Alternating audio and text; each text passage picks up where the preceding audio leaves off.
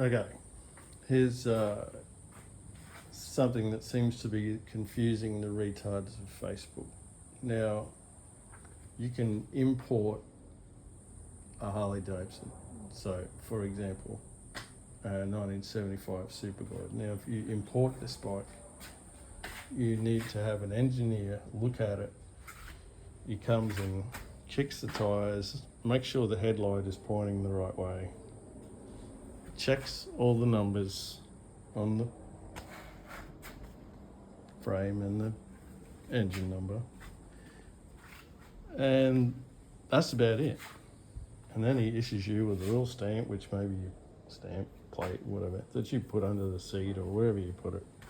Don't look, this one, it's here for a rewire. I'm just not in the mood. It's too hot.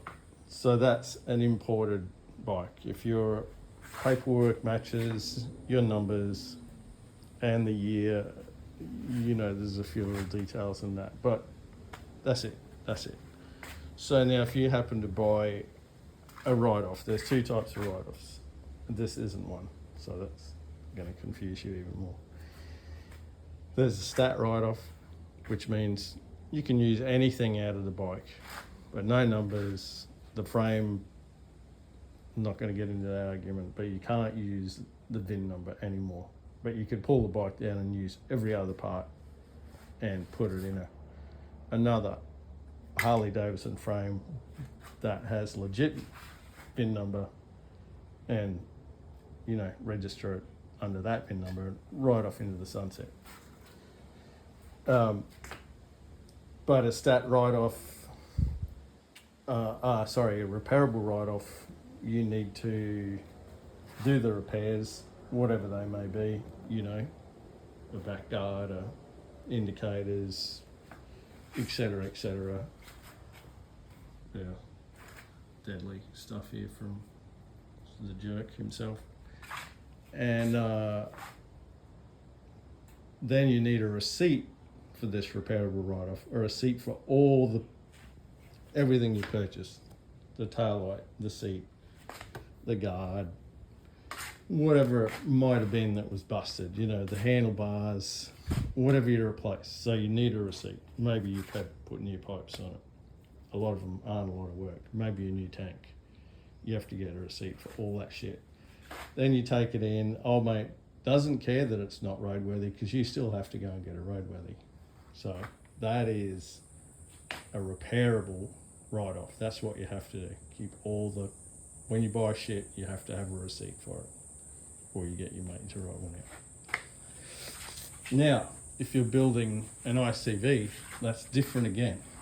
Remember, this is the Facebook retards that they're annoying the fucking life out of me.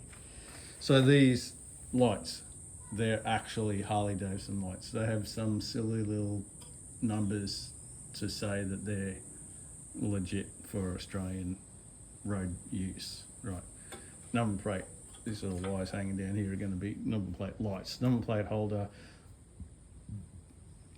There's all sorts of measurements for the lights. I'm not getting into that. I'm just whatever. So it's a rigid frame, so it has to have spring seats.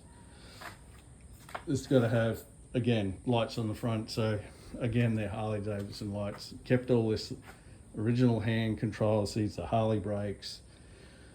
It's a 07 or 08 engine or something like that. I ditched all the EFI and I'm not going into how this bike was built. But it's using all Harley equipment and it will have a Harley Davidson exhaust on it. So it ticks all the boxes, but it's registered as an ICV. So when this hits the road, it'll be 2025, whatever, you know, ICV, numbers, frame. It's helpful if you can, you know, if you've got an aftermarket frame that's got an MSO, manufacturer's statement of origin, whatever. So that has to meet all the requirements. Obviously this will have a mud guard and some mirrors on it. So that's a third. They're the three things that, I don't know, people are getting them confused or what, I don't know. So after you finish with this ICV, it's road registerable, you're done. after you finish putting this plate on this thing, it's done. It's just about numbers. Imports are just numbers. So Facebook people, just shut the fuck up until you know what you're talking about.